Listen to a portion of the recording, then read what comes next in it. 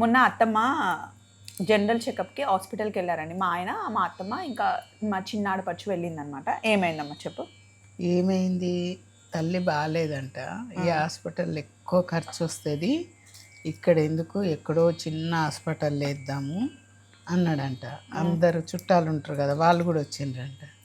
ఏంట్రా నిన్ను పెంచలేదా, నువ్వు ఇలా అంటున్నావు ఏంటంటే, పెంచితే ఏం సంపాదించి పెట్టింది నాకు, అవసరమా, నేను పెట్టాను, ఏదైతే గదవుతుంది అన్నాడంట. అప్పుడు నేను అనుకున్నా, ఓ కొడుకులైతే గిట్లుంటారా అని అనుకున్నా.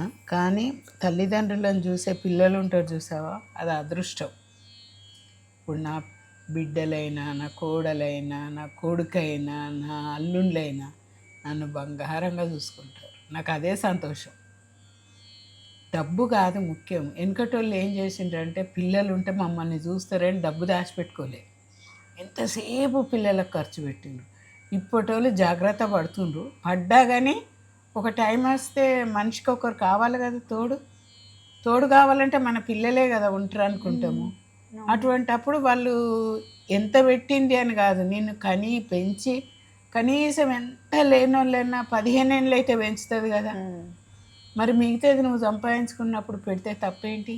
అవును, సంపాదించి పెడితేనే తల్లిదండ్రుల మనల్ని కానీ చూసి ఉట్టన్నం పెట్టు, ఇంత పచ్చిపులుసన్నం పెట్టు, పచ్చడి వేసి పెట్టు. అమ్మ నువ్వు తిన్నావా, ఏం పెట్టకుండా నువ్వు తిన్నావా అమ్మ అంటే ఇంత ఆనందపడతారు పిల్లలు.